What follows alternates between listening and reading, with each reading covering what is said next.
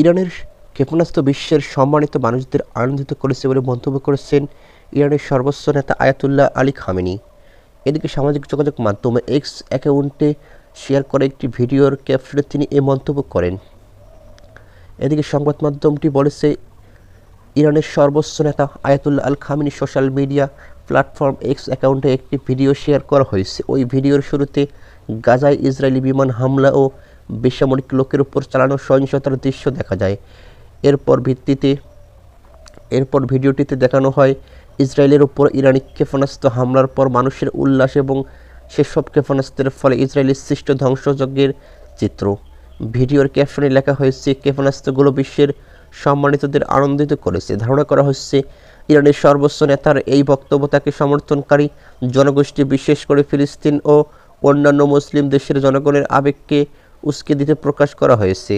খামেনির x অ্যাকাউন্টে share করা এই ভিডিও এমন এক সময়ের প্রকাশ পেল যখন ইসরায়েল ইরান সংঘাত ভয়াবহ রূপ লাভ করেছে এবং মধ্যপ্রাচ্য জুড়ে উত্তেজনা চরম পৌঁছেছে। এদিকে আয়াতুল্লাহ আলী খামেনিকে আর বেঁচে থাকতে দেওয়া যায় না বলে মন্তব্য করেছেন ইসরায়েলের প্রতিরক্ষা মন্ত্রী ইসরায়েল কাটজ। এদিকে ইসরায়েলের একটি হাসপাতাল ইরানি ক্ষেপণাস্ত্রের হামলার প্রতিক্রিয়ায় একথা বলেন তিনি। দুটি নিরাপত্তা সূত্রের বরাত দিয়ে ইসরায়েলি আর্মি রেডিও জানায়, গুশদান এলাকা লক্ষ্য করে নিক্ষেপ করা ইরানি ক্ষেপণাস্ত্রটি বেশ কয়েকটি ছোট সাব ক্ষেপণাস্ত্রের সমন্বয়ে গঠিত ছিল। আঘাতের পর ক্ষেপণাস্ত্রটির খণ্ডিত হয়ে অঞ্চল জুড়ে একাধিক স্থানে আঘাত হানে। এদিকে ইরানের ক্ষেপণাস্ত্র বিশ্বের সম্মানিত করেছে বলে মানুষের মনে আনন্দ দিয়েছে বলে জানিয়েছেন ইরানের নেতা আয়াতুল্লাহ খামেনি। এদিকে আরও জানা যায়, ইরানের পর এবার পাকিস্তানে হামলার হুমকি ইসরায়েলের প্রধানমন্ত্রীর। ইরানের পরেই পাকিস্তানের পারমাণবিক কর্মসূচিতে হামলা চালানোর হুমকি দিয়েছে ইসরায়েলের সাবেক প্রতিরক্ষা মন্ত্রী ও লেবার পার্টির কেন্দ্রীয় কমিটির সদস্য বের মাসরি। সামাজিক যোগাযোগ মাধ্যম এক্স সাবেক টুইটার দেওয়া এক পোস্টে তিনি এ হুমকি দেন। এদিকে আরবি ও উর্দু ভাষায় মাসরি লেখেন, ইরানের অভিযান শেষ হওয়ার পর আমরা পাকিস্তানের পারমাণবিক কর্মসূচি ভেঙে দেওয়ার চেষ্টা করতে পারি। তিনি আরও লেখেন, পাকিস্তান ইরান থেকে খুব দূরে নয়, এটুকু বুঝলেই যথেষ্ট। মাসরি বর্তমান কোনো সরকারি পদে নেই তিনি, তবে লেবার পার্টির শীর্ষ নেতৃত্বে অংশ হওয়ার ইসরায়েলি রাজনৈতিক কৌশলগত মহলে তার প্রভাব রয়েছে। এদিকে মাসরির এই পোস্টের পরপরই সামাজিক যোগাযোগ মাধ্যমের ব্যবহারকারীরা ক্ষুব্ধ প্রতিক্রিয়া জানিয়েছে। অনেকে পাকিস্তানের পক্ষে একজোট হয়ে মাসরির মন্তব্যের তীব্র নিন্দা জানিয়েছে। পাকিস্তান স্ট্র্যাটেজিক ফোরামের এক্স অ্যাকাউন্ট থেকে এক ব্যঙ্গাত্মক পোস্টে বলা হয়েছে, এরকম কোনো পরিকল্পনার আগে ক্যাপ্টেন লুটসের সঙ্গে পরামর্শ করে নিয়ে উনি অবশ্যই স্ট্র্যাটেজি ঠিক করতে সাহায্য করবে।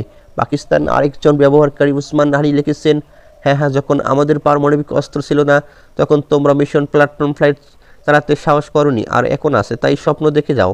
এর আগে সোমবার পাকিস্তানের উপপ্রধানমন্ত্রী পররাষ্ট্রমন্ত্রী ইসহাকদার ইসরায়েলকে কঠোর সতর্কবার্তা দিয়েছেন। তিনি বলেন, ইসরায়েলের উদ্দেশ্যে আমাদের বার্তা স্পষ্ট, পাকিস্তানের দিকে চোখ তুলে তাকাবেন না। তিনি আরও বলেন, দেশটি সর্বোচ্চ সতর্ক অবস্থায় আছে এবং যে কোনো আগ্রাসনের জবাব দিতে পাকিস্তানের যথেষ্ট শক্তি দৃঢ়তা রয়েছে। ইসরায়েলের বীরশেবা শহরে মাইক্রোসফটের কার্যালয়ে একদম কাছে আগুন জ্বলছে দেখা গেছে। আবাসিক ভবনগুলোতে আগুনে ক্ষয়ক্ষতি হয়েছে। ঘটনাস্থলে গেছেন অগ্নি নির্বাপক কর্মী ও প্যারামেডিক্সরা। এদিকে ইসরায়েলি জরুরি সেবা সংস্থা বলেছে, হামলায় আহত 5 জনকে হাসপাতালে নেওয়া হয়েছে। ধারণা করা হচ্ছে ইসরায়েলের গাফিয়াম টেকনোলজি পার্ক লক্ষ্য করে ইরান হামলা চালিয়েছে। এদিকে সকালে কাছাকাছি অবস্থিত সোরোকো হাসপাতালে ইরান হামলা চালায়, তবে ইরানের পক্ষ থেকে বলা হয়েছে হাসপাতাল নয়, ইসরায়েলের সামরিক গোয়েন্দা কার্যালয়ে তাদের হামলায় লক্ষ্যবস্তু ছিল। খবর বিবিসির আল জাজিরা খবর বলছে, গাফিয়া পার্কে রোবোটিক্স তত্ত্ববিজ্ঞান নিয়ে গবেষণা হয়। বেন গুরিয়ন ইউনিভার্সিটির ওয়েবসাইট অনুসারে এটি ইসরায়েলি সেনাবাহিনীর C4I শাখার ক্যাম্পাসের কাছে। এদিকে যুক্তরাষ্ট্রভিত্তিক প্রগতিশীল ইহুদি অধিকার সংগঠন জুইশ ভয়েস ফর পিস ইসরায়েলকে ইরানের উপর হামলার অবিলম্বে বন্ধ করার আহ্বান জানিয়েছে। সংগঠনটি বলেছে, এই হামলা পুরো অঞ্চলের পূর্ণমাত্রার যুদ্ধের ঝুঁকি তৈরি করেছে। যুক্তরাষ্ট্রকে এখন ইসরায়েলকে অস্ত্র দেওয়া বন্ধ করতে বলেছে সংগঠনটি। খবর আল জাজিরা। এদিকে সামাজিক যোগাযোগ মাধ্যম পোস্টে এক বিবৃতি জেডিপি আরও বলেছে, ফিলিস্তিনিদের বিরুদ্ধে ইসরায়েলের সরকারের যুদ্ধাপরাধ নিঃশর্ত সাময়িক সহায়তা আজকের এই পরিস্থিতি দিয়ে এসেছে। যুক্তরাষ্ট্র প্রতি বছর ইসরায়েলকে অন্তত 380টি মার্কিন ডলার সামরিক সহায়তা দেয়। 2023 সালের অক্টোবরে গাজা যুদ্ধ শুরু হওয়ার পর থেকে আরও কয়েক বিলিয়ন ডলারের অতিরিক্ত সহায়তা ইসরায়েলকে দিয়েছে যুক্তরাষ্ট্র। এদিকে জেডিপি বলেছে, ইরানের সঙ্গে উত্তেজনা বৃদ্ধির মধ্যেও যুক্তরাষ্ট্রের অর্থায়ন সমর্থনে ইসরায়েলি সরকার ফিলিস্তিনিদের উপর নৃশংসতা, হত্যাযজ্ঞ এবং ফিলিস্তিনিদের অনাহারের মাত্রা বাড়িয়ে চলছে। ইসরায়েল গণহত্যা চালাচ্ছে, আঞ্চলিক যুদ্ধ উস্কে দিচ্ছে।